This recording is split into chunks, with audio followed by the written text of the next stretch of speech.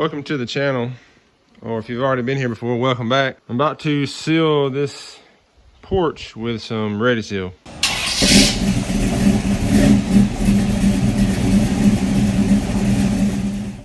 Like I said, we're just gonna use this Ready Seal. I've already done the back, and I'm about to show you that. So the reason I chose this is because basically the ease of use. And the reason I chose this color, I'll go through that in a second. But this, you don't have to back brush, you don't have to do any of that stuff. You just kind of put it on, let it soak in, and it's good to go. I'll go through some more of those details as I'm talking about this. The back porch I'll show you. But I gotta go around my tape. I'm just gonna run some tape across the bottom so I can keep from getting it on that. And I'll go through some more of that in a second. Let me show you this back porch and talk about it. I also got to move my swing. So the back porch, you can see, excuse the mess here, we've been cutting some wood, but I've already done the back porch here, and I want to do it first and see the best way to do it before I did the front. We did this with rollers and brushes, and man, it took forever. Me and my wife, we got out here, and it was hot that day too. We got out here, got a little creak in my boards, but we rolled it on, we did the handrails and all stuff first. The flat surfaces you could do with the roller is not bad, but it's where you're trying to get all the crevices and stuff, and the brush takes forever. And then you roll it all on the deck. It doesn't take very long rolling it on, but then you gotta go back and get in the cracks so you doesn't see the color of the wood different. And like, see, all this kind of matches if you see that, but in between here, if you roll it on, it's a different color. So I had to go back and do that individually with a brush, and that took forever. So the second coat I did with I really need to go snug down some of these screws where the squeak's at. But anyway, the second one I did with a sprayer. My buddy let me borrow his to test it out, see if that worked pretty good before I went and got me one. It's one of the electric HVLP, sprayers. And I'll show you kind of which one I'm using in a second. I'm also going to do a video on it, but separate. And it worked a lot faster and a lot easier. And I'll talk about some more of that in a second. So that's what I'm going to do today on the front, because I even try to pump up a sprayer, but it doesn't mist very fine. So it was kind of spraying splotchy and heavy on some of it, so that didn't work very good. So the reason I chose this color is because I tried some different color ones. Let me just go show you up here what I was trying to match. So I was trying to match these cedar shutters, get pretty close to a cedar, color, because that's also cedar. And I just like the way it looked. And they had some different ones like the redwood. The cedar color was really kind of the lighter, like you see that light piece there. It's kind of like that from what it looked like in the picture on the can and stuff. And I had a color sample, like pamphlet thing. But I wanted to kind of match that. So I took some test pieces, rubbed some different. They had some test samples on there. It didn't look good. Like, that's the thing. You're trying to make pine look like something that's not. So ultimately I decided to just make the pine look like a really nice version of what it is, which is why I'm going with this natural color. It says light oak, but it's the color of what you just saw on the back porch. Like, you see that down there. Anyways, it's kind of a darker when it goes on, but it dries. But it makes it look, to me, a lot nice, like a nice version of pine. I'm not trying to make it look like something that's just a crappy version of, cedar. To start with, you put 2 coats. Then every 2 to 3 years after that, you clean it, wash it, and let it dry. Put 1 more coat, and just do that to keep it maintained. Don't put it on under 45 degrees, it says outside. Your moisture content of your wood should be under 12 degrees, 12 degrees or less. Although, I say 12 degrees, should be 12% or less.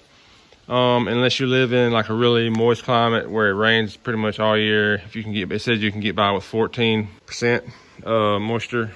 If it's out in direct sunlight like the back, it was reading 0. Like, it wouldn't read anything on my moisture meter. Out here, after a couple days of pressure washing, which it's covered, it was reading like 12, 13 just after a couple days. So then let it dry a day or 2 more.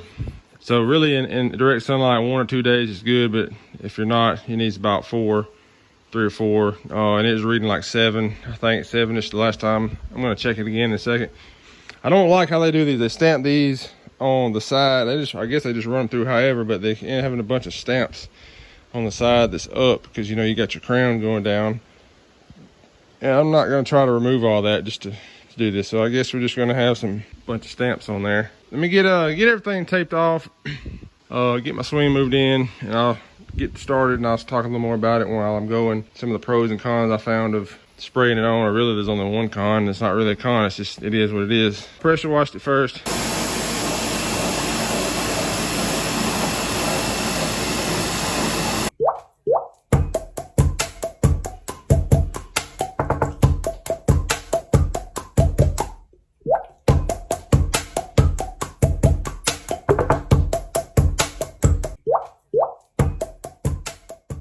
Leaf blow it one more time to get some little dust and some leaves that flew on here, and then we'll get started with that now. So I'll shut up and quit just talking about it and get to it.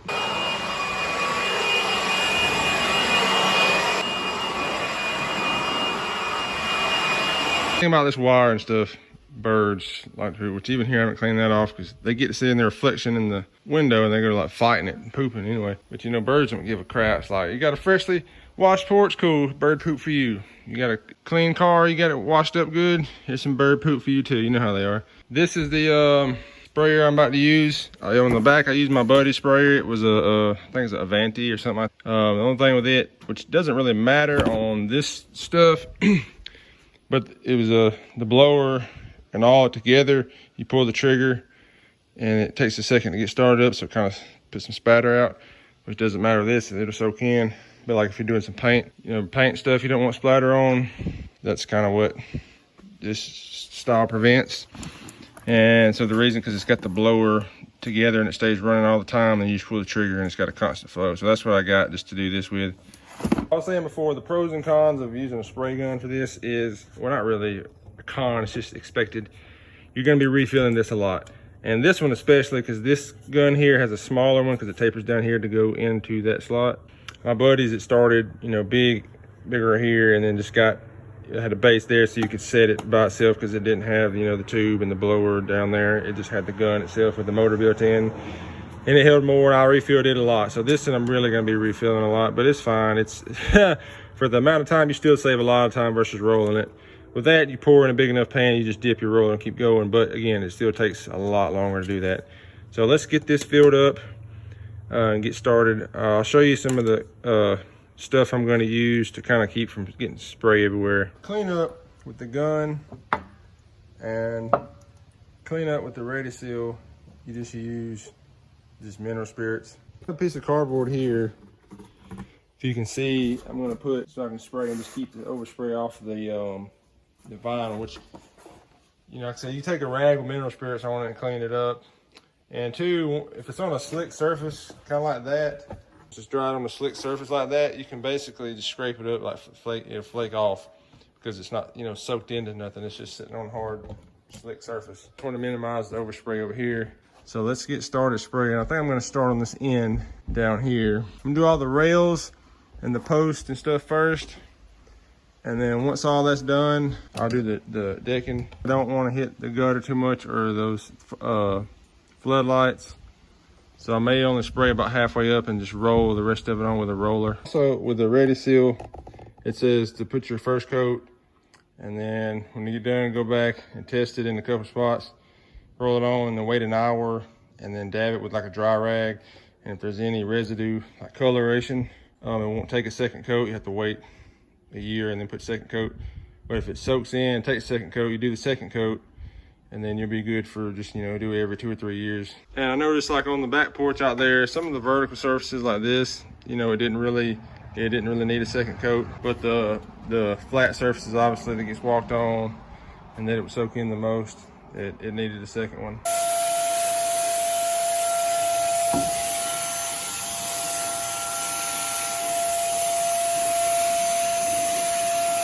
So this works really good so far, really good. But I'm going to cut it off here until I get started on the floor part, so you can see it better, because it's kind of hard to see how it spray pattern all there on the rail.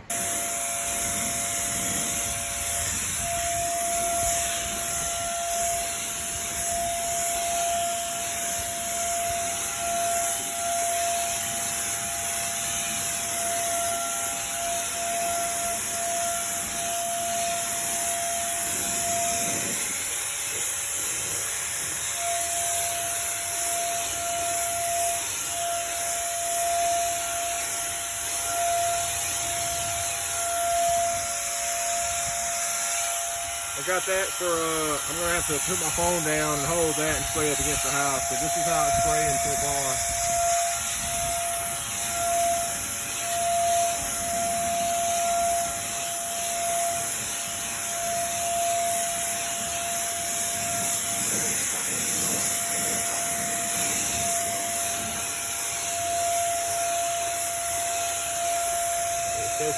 Soaking in pretty good, except for the grain.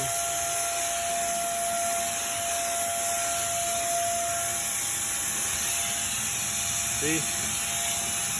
Soaks right in. I've gotten this far. It's just kind of hard. I'm moving so quick. It's hard to record. I'm holding my phone with one hand, spraying with the other on some of it, because I can't set it on the stand because it's just so quick with that. I did end up using the strap, just throwing it over me so I could move with it better. And it's doing good. You see some of the places that are a little more wet. I took just a dry roller, which is not dry now after rolling enough. Just put on there, and after a little bit where it didn't soak in as much as the rest, just kind of rolled back over it. And you can still see some of it's kind of wet, but it should soak in or dry up. And I'll go over a little bit of the, as far as the color of this versus the back porch, because it's covered.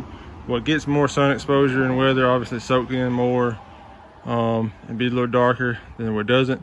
And I have an example of that on the back porch. I had to replace a board, and I'll show you what I'm talking about. I didn't point it out a while ago, but I'll show you that in a minute once I get done with all this and show you the difference in the front versus the back, and that one board in the back and this, and just give you my final thoughts on it in a second. But so far, it's coming out pretty good.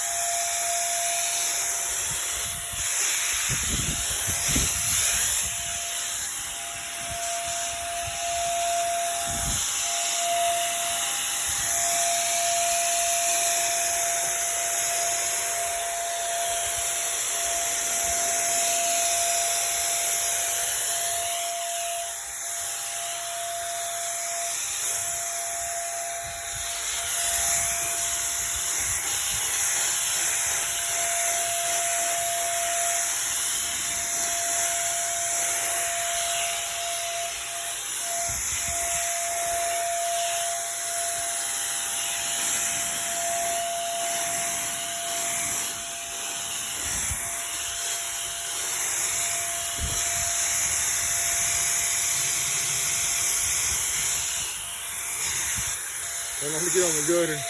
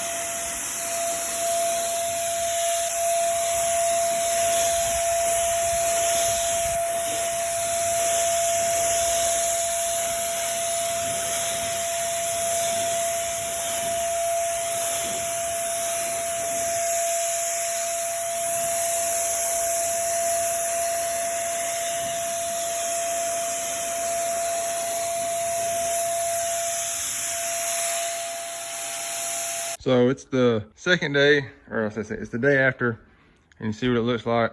You already saw the back porch, which was a finished product. Really no need to go over that much. The only thing, so if you got an open deck like my back porch, you saw, you put, obviously, if as long as it's over 45 degrees, put a wait probably that was about 6 months worth on these. Wait about 3 months if you can. Put a coat on there, and then if you have, you probably won't have time the first day, depending on how big it is. But go back the next day, whenever you get a chance. Put a second light coat on all the horizontal flat surfaces like this. the vertical surfaces. You may can get by, you can test it. It says to test it, and I told you about that before. But if it won't take it, which mine didn't, I just went over the horizontal surfaces, this, handrails, and it soaked right up, and it looked how you saw it. So, and that's an open deck. And you don't really have to worry about it. If you get a little bit too thick on the second coat, just take your roller, go back with your roller, just a dry roller, and roll over it, and it should be good. You shouldn't have to worry about it. And like I said, if it's open. If it's covered like this, I'm about to talk about that. The only places that are getting a second coat are the steps and the handrails. That's it. Because it's shaded all the time, doesn't get much rain, much sun exposure, except for the steps and the handrails, and they soak right up quickly. And I kind of already know how it's going to go because I already did the back porch. So they'll, they'll get a second coat. Vertical surfaces will not. Plus, water hits it, it just runs down usually anyway. It dries the quickest, it doesn't sit on it. And it doesn't get just direct sun exposure that much like the flat surface. But this is covered, it's not getting a second coat. Those are the only ones getting a second coat. So I'm gonna go ahead and talk about my final thoughts on it. I will, before I end the video, I'll put the second coat and I can't wait to let it dry. The drying time, I think it's like 48 hours so, and it should be completely dry. And I'll just throw up, a video, what it looks like when it's completely done. Let me talk about, a covered porch. Put your moderate coat. You don't need a second coat on this. If you see where it's really wet, especially on some of the grain, like this board just didn't soak up quite as much. It's darker, but it didn't soak up as much. I guess it's denser wood, not as porous on that particular board anyway. And like right here where I split the handrails, you can see how it's darker and it didn't soak up quite as much. If it's real, you can see it's still wet even though you got down to the other end of the porch and it's been like an hour. Or I don't know how big your porch would be, but you see it's still wet after like an hour. Just take your roller, a dry roller, just roll back over it. And then like you do the back, like you would an open porch, but then wait like half a day. If you do it in the evening and you finish, wait till the next morning. Or if you do it that morning, that evening, go back and look. And if you see some places that are still wet, for example, if you can see that little spot there, still kind of wet, and it's like I said, it's the next morning. Come back with a rag, wipe it up, same thing right there. Because this particular board in general is kind of like the other one. It just kind of stayed wet. But you don't want to leave it like that because once it's fully dry, it'll glaze over and it'll flake off and all that. You don't want to do that. It even says that in the instructions. But just go back and wipe it off like that. And now you see it no longer has that look, and it should be fine. So that's what I'm about to do, is take this rag and go back, now that it's the next morning, wipe all the spots that's still wet, and it'll be finished. I'm gonna get all this wiped up, get that cleaned up. I'll just cut right to the next part of this video where I already have the second coat, show you what the final finished product looks like. I was talking about with this board, it's a little different color because it had to replace it, and this one had been sitting on the porch, covered up in the shade, and I had cut it and installed it. So it's not quite as dark as this out here is. Here's the back porch, again for just color reference. 6 months of exposure, just started getting a little sun color to it. Pressure washed, 2 coats. All right, there she is. She turned out looking good. I got some streaks you kind of see here. That's because we had a stack of rough cut that's still kind of wet and it's piled on top of each other, and anyway, but I'm not worried about it. So the rest of it here is how it turned out. I think it looks good. If you remember before in the earlier part of this video, it was the real light colored, light yellow colored, and that darkened it down just a little bit to kind of the tone that I was looking for. So to me, one of the best parts about that Ready Seal is the ease of application. You just spray it on or roll it on or whatever and let it sit, and it's good to go. And there's no lap marks even if you let it sit for a couple of days. So for the amount, if you're doing an uncovered porch like the back that you saw, that's 8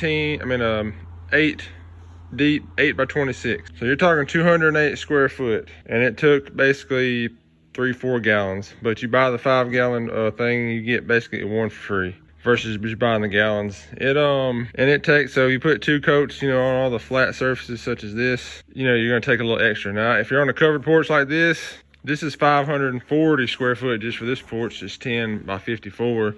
So even that only used about 3 gallons for the 1 coat, and then the second coat up here. you're not going to do much. But on the back, even though it's a lot smaller, like half the square footage, you put that second coat on a lot of it, it's going to use more of it. So obviously just go according to your square footage. So basically, if say you have a standard porch like the back, you know, you'll want to get just a big container, because you're going to reuse, if you reseal it a couple of years later, whatever, you'll use it. All in all, man, I think we made a good choice there. Guess I'm gonna end this in the video right here.